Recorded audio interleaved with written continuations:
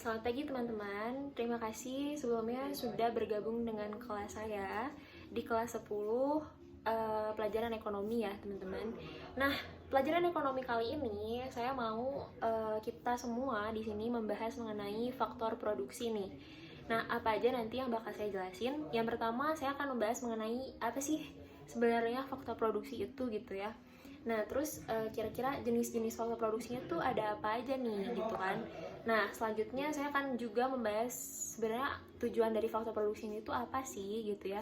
Dan saya juga mau membahas mengenai pihak yang memiliki faktor produksi itu sebenarnya siapa aja gitu ya. Nah, oke, kita langsung mulai aja ya ke materinya teman-teman. Nah, sebelum masuk ke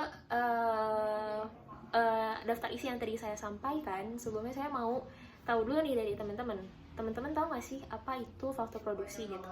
Boleh saya mau minta teman-teman semua di sini yang tahu gitu ya arti dari faktor produksi itu apa, angkat tangan gitu dan jawab nih apa nih gitu. Boleh silakan.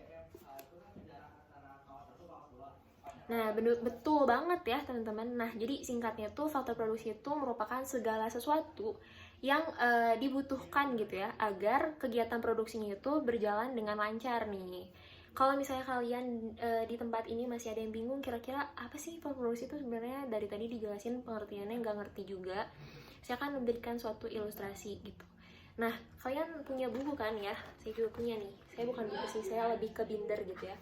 Nah, kertas atau buku itu tuh dibuatnya tuh berasal dari kayu gitu ya. Nah, kayu di sini tuh disebutnya adalah faktor produksi gitu. Faktor produksi apa sih gitu?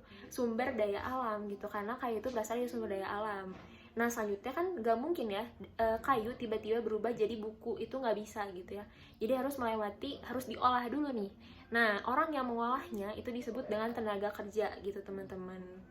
Nah, selanjutnya nggak mungkin kan kalau misalnya tenaga kerja ini tuh kerja tapi dia nggak pakai alat sama sekali. Nah, pabrik dan mesin yang untuk mengolah si kayu jadi buku itu disebutnya adalah modal gitu.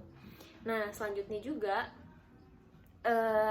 selain faktor-faktor produksi itu ada juga satu lagi nih teman-teman, yaitu adalah kewirausahaan. Jadi kewirausahaan itu tuh contohnya kalau misalnya di produksi buku itu ide nanti bukunya kayak gimana ya. Nah, mungkin terus pemasaran bukunya bakal kayak gimana ya. Nah, itu tuh termasuk ke dalam faktor produksi kewirausahaan gitu teman-teman. Nah, untuk lebih lanjutnya kita bahas mengenai jenis-jenis faktor produksi ya teman-teman. Nah, di sini seperti yang tadi saya udah jelaskan ada 4 jenis faktor produksi gitu. Yang pertama dulu ya teman-teman. Nah, yang pertama itu adalah sumber daya gitu, atau disebut kalau Inggris itu land. Nah, tadi di sumber daya kita dapat kayu ya teman-teman ya. Nah, jadi yang dimaksud sumber daya alam di sini itu adalah segala faktor produksi yang berasalnya itu dari kekayaan alam gitu, yang dapat digunakan untuk memenuhi kebutuhan hidup manusia gitu. Nah, sumber daya alam itu tuh meliputi apa aja sih Bu? Misalnya kalian bingung gitu ya. Nah, sumber daya alam itu tadi kan meliputi kayu tadi ya, kayu misalnya, terus kayak udara, tanah, air, kayak gitu yang gak jauh-jauh dari kehidupan kalian lah gitu, hewan, tumbuhan, barang tambang, dan lain sebagainya gitu ya. Itu untuk sumber daya atau land. Nah, jenis faktor produksi selanjutnya itu adalah tenaga kerja gitu ya. Nah, jadi tenaga kerja itu merupakan faktor produksi yang berperan dalam mengelola suatu sumber daya lainnya gitu. Jadi kan tadi kita bikin mengubah kayu dari buku itu tuh nggak bisa kalau nggak ada tenaga kerjanya gitu. Jadi dibutuhkan tenaga kerja atau orang yang bisa mengolah gitu ya, mengelola. Nah, jadi di sini tuh ada beberapa golongan mengenai tenaga kerja gitu. Ada berdasarkan sifatnya nih. Jadi kalau berdasarkan sifat itu tuh ada 2. Jadi ada tenaga kerja jasmani dan rohani. Jadi kalau tenaga kerja jasmani itu dia lebih mengandalkan tenaga gitu ya, tenaga untuk melakukan pekerjaan yang contohnya apa sih Bu? Nah, contohnya itu adalah tukang sapu ya, tukang beca, itu kan dia pakai tenaga gitu untuk melakukan pekerjaannya gitu teman-teman. Nah, selanjutnya itu ada tenaga kerja rohani. Kalau tenaga kerja rohani itu dia lebih mengandalkan kemampuan berpikirnya gitu teman-teman untuk melakukan pekerjaannya. Contohnya apa sih? Nah, contohnya tuh yang dekat-dekat. Nah, Ibu sekarang menjelaskan gitu ya. Nah, itu tuh termasuk tenaga kerja rohani, guru gitu ya, guru, dosen kayak gitu-gitu, dokter kayak gitu. Nah, selanjutnya itu berdasarkan berdasarkan kualitas dan kemampuannya. Itu tuh ada 3. Yang pertama itu ada tenaga kerja terdidik ya. Nah, kalau tenaga kerja terdidik ini tuh jadi dia membutuhkan pendidikan untuk menjalankan si pekerjaannya. Contohnya apa sih? Nah, contohnya tuh kayak dosen, terus dokter kayak gitu. Nah, dia butuh pendidikan gitu ya. Nah, selanjutnya itu tenaga kerja terampil gitu. Tenaga kerja terampil itu dia memerlukan keterampilan keterampilan khusus untuk mengerjakan suatu pekerjaannya. Contohnya apa sih? Nah, contohnya tuh kayak tukang salon. Kalau kalian pernah ke salon, pasti kalian pernah apa sih? Mereka guntingin rambut orang itu perlu keterampilan gitu. Nggak mungkin bisa gitu tanpa keterampilan kayak gitu. Terus kayak penjahit, supir kayak gitu juga ya, teman-teman.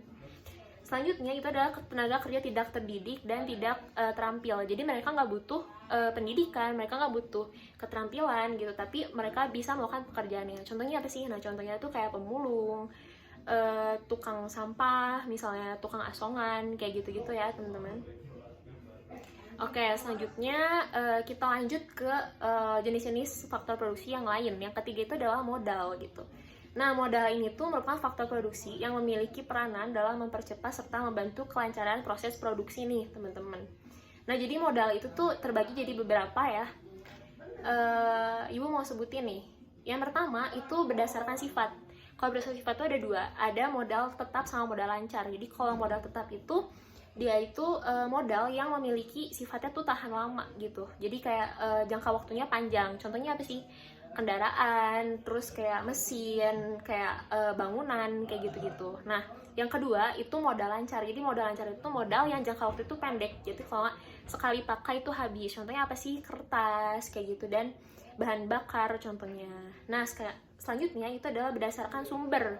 Nah, kalau berdasarkan sumber itu ada modal sendiri sama modal asing. Jadi kalau modal sendiri itu, modal itu berasal dari pribadi atau perusahaan itu sendiri. Kalau modal asing tuh biasanya dia minjem ke bank, kalau nggak ke pihak lain gitu yang bisa meminjamkan biasanya. Nah, selanjutnya berdasarkan kepemilikan nih. Kalau berdasarkan kepemilikan itu ada modal individu sama ada modal umum. Kalau modal individu adalah modal yang bersumber dan dimiliki oleh individu dan hasil itu dapat dikategorikan sebagai penghasilan bagi pemilik modal itu sendiri. Contohnya bunga tabungan, terus rental mobil, terus sewa bangunan, kayak gitu-gitu. Nah, kalau modal umum itu faktor produksi modal yang berasal dari pemerintahan gitu dan digunakan untuk kepentingan bersama. Contohnya itu kayak misalnya pasar, pelabuhan, kayak gitu, teman-teman. Nah, kalau yang terakhir nih, ini tuh berdasarkan bentuk. Nah, kalau berdasarkan bentuk, itu tuh ada modal konkret sama modal abstrak gitu. Kalau modal konkret itu tuh modal yang bentuknya tuh fisik gitu, dan dapat dilihat selama kegiatan produksi. Contohnya apa sih? Contohnya tuh kayak mesin, kayak bahan baku, itu kan kelihatan gitu ya, teman-teman. Nah, kalau modal abstrak itu tuh modal yang dia nggak punya bentuk fisiknya, tapi dia berharga gitu dan memiliki kegunaan bagi perusahaannya. Contohnya kayak hak paten, hak merek, dan nama baik gitu. Dan jenis yang terakhir, jenis faktor produksi yang terakhir itu adalah kewirausahaan atau entrepreneur nih, teman-teman. Nah, jadi kewirausahaan atau entrepreneur ini tuh adalah keahlian dan keterampilan yang dimiliki oleh seseorang gitu ya, dalam mengkoordinasi faktor-faktor produksi sedemikian rupa sehingga memperoleh hasil yang diharapkan gitu. Nah, hal pokok yang harus dilakukan oleh pengusaha itu biasanya adalah perencanaan, pengorganisasian, penggerakan, dan juga pengawasan. Nah, nanti itu bakal ada di bab kewirausahaan gitu ya. Nanti dijelasin apa sih itu gitu. Nah, itu untuk daftar isi yang jenis-jenis gitu ya. Boleh kalau misalnya teman-teman di tempat ini ada yang mau ditanyain mungkin, atau nanti boleh ya. Selanjutnya itu aku ke tujuan ya. Nah, jadi tujuan adanya faktor produksi ini tuh apa sih gitu ya. Kan kita harus tahu gitu ya, buat apa sih faktor produksi ini tuh ada. Nah, yang pertama itu adalah supaya dapat menciptakan produk tepat pasar. Nah, maksudnya tuh produk tepat pasar tuh kayak gimana sih gitu ya. Nah, produk tepat pasar itu adalah sebuah perusahaan akan menyuguhkan produk yang sesuai dengan keinginan konsumen mayoritasnya gitu. Jadi perusahaan itu harus memanfaatkan sebaik mungkin sumber daya informasi gitu ya. Sumber daya informasi tersebut digunakan untuk melihat pasar dan kebutuhan konsumennya itu sebenarnya apa gitu. Nah, selanjutnya itu yang kedua adalah memberikan keuntungan bagi perusahaan. Jadi, tujuan utama produksi barang dan jasa itu adalah keuntungan gitu ya. Untuk wirausahaan itu adalah keuntungan gitu. Nah, oleh karena itu, perhitungan faktor produksi itu yang baik itu bermanfaat untuk menambah keuntungan perusahaan kayak gitu. Yang ketiga, tujuan yang ketiga adalah melangsungkan produksi. Jadi adanya faktor produksi tidak lain dan tidak bukan itu adalah untuk melangsungkan produksi itu sendiri gitu ya. Nah, jadi intinya tuh faktor-faktor produksinya tuh harus bermanfaat untuk si kegiatan produksi ini sendiri gitu. Oke, selanjutnya itu bahas mengenai pihak yang memiliki faktor produksi gitu ya. Kira-kira teman-teman di sini tahu nggak sih pihak-pihak apa saja yang memiliki faktor produksi? Boleh? Siapa yang menjawab?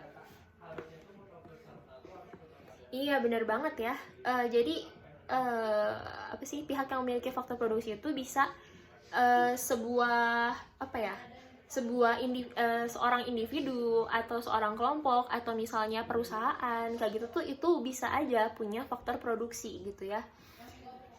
Nah, tapi mereka tuh skalanya tuh berbeda gitu dalam berbagai tingkat gitu, seperti wirausahawan, terus perusahaan, terus pemerintah kayak gitu. Nah, kayak gitu sih teman-teman kalau yang pihak yang memiliki, siapa aja pihak yang memiliki faktor produksi. Nah, sekarang saya punya tugas nih buat teman-teman. Nanti saya akan mengirimkan nanti saya akan bagi ke dalam beberapa kelompok, dan di kelompok itu tuh saya mau teman-teman itu mencari contoh penerapan gitu. Tadi kan saya udah jelasin di awal ada ilustrasi gitu ya. Ilustrasi mengenai pembuatan buku nih.